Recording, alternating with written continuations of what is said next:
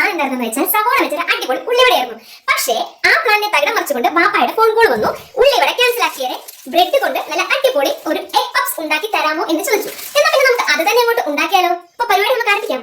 അപ്പോൾ അതിനായിട്ട് നമ്മളൊരു ഇഡ്ഡലിത്തട്ടിൽ ഞാൻ 9 കഷ്ണം ബ്രെഡാണ് വെക്കുന്നത്. ആ 9 കഷ്ണം ബ്രെഡ് ആവി കയറുന്നത് വരെ നമുക്ക് വെയിറ്റ് ചെയ്യാം. ഒരു 15 മിനിറ്റ് നന്നായിട്ട് ഹൈ ഫ്ലെയിമിൽ ഇട്ടിട്ട് സ്റ്റീം കൊടുത്തിട്ട് ആവി കയറാൻ വെക്കുക. ഇനിയിപ്പോൾ എന്ന് പറഞ്ഞു കഴിഞ്ഞാൽ നമ്മുടെ ബ്രെഡ് നമ്മൾ ആവി കയറാൻ വെച്ചിട്ടുണ്ട്. ഇനി അടുത്ത് നമ്മൾ ചെയ്യാൻ പോകുന്നത് നമ്മുടെ ഈ സവോള നമ്മൾ ഉള്ളിയോട് ഉണ്ടാക്കാൻ വെച്ചിട്ട് നമ്മൾ സവോള എടുത്ത് ഇത് നമ്മൾ യൂസ് ആകും. അപ്പോൾ സവോളയ്ക്കും സങ്കടമില്ല, ഒന്നിനും സങ്കടമില്ല, നമുക്ക് കാര്യങ്ങൾ നടത്തുന്നല്ലോ. നമുക്ക് നോക്കാം. ഇനി ഒരു കുക്കറിൽ 3 മുട്ടയും ഉരുളക്കിഴങ്ങും ഉപ്പും ചേർത്തിട്ട് ഞാൻ 3 വിസിൽ അടിക്കാനായിട്ട് വെച്ചിട്ടുണ്ട്. നെക്സ്റ്റ് ആയിട്ട് നമ്മൾ സ്റ്റീം ചെയ്യാൻ വെച്ചിട്ട് നമ്മുടെ ബ്രെഡ് എടുത്തു. ഇനി ഇതിൻ്റെ 4 സൈഡ് കട്ട് ചെയ്തിട്ട് നന്നായിട്ട് ഇത് പരത്തിയെടുക്കണം. നന്നായിട്ട് പരത്തി നമ്മൾ നേർത്ത രീതിയിൽ നന്നായിട്ട് ആ ചൂടോട് കൂടിയിട്ട് പരത്തിയെടുത്ത് മാറ്റി വെക്കുക. അങ്ങനെ 9 സൈഡ്സും മാറ്റി മാറ്റി വെക്കുക.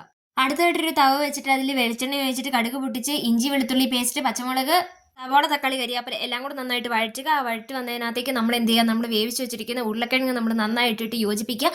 അതിലേക്ക് ആവശ്യത്തിന് അതിലെ പൗഡറുകൾ ചേർത്ത് കൊടുക്കുക. മുളക് പൊടി മീറ്റ് മസാല മാത്രമേ ഞാൻ ചേർക്കുന്നുള്ളൂ. പിന്നെ ഈ മിക്സ് നമ്മൾ എന്ത് ചെയ്യുക, ഒരു മിക്സിയുടെ ജാറിനകത്തേക്ക് ഇട്ടിട്ട് ഒന്ന് ക്രഷ് ചെയ്തെടുക്കുക. ഇനി നമ്മൾ ബോയിൽ ചെയ്ത് വെച്ചിരിക്കുന്ന നമ്മുടെ മുട്ട നന്നായിട്ട് ക്രഷ് ചെയ്തെടുക്കുക. അത് നമ്മുടെ മസാലയുടെ കൂട്ടത്തിൽ ഇട്ടിട്ട് പെരട്ടി വെക്കുക. ഇതാണ് നമ്മുടെ മിക്സ് ആയിട്ട് വരുന്നത്. ഇനി അടുത്തായിട്ട് ഇരുമ്പ് ചീനിച്ചട്ടി അടുപ്പയിൽ വെച്ചിട്ട് അതിലേക്ക് എണ്ണ ഒഴിച്ചിട്ട് ഓരോ സ്ലൈഡ് എടുത്തിട്ട് അതിൽ മസാല ഇതാക്കിയിട്ട് 4 സൈഡും ഇതുപോലെ തന്നെ മടക്കി അതിൽ ഞാനൊരു നൂല് കെട്ടുന്നുണ്ട്. നൂല് കെട്ടിയിട്ടാണ് നമ്മൾ ഇതിനെ പൊരിച്ചെടുക്കാനായിട്ട് പോകുന്നത്.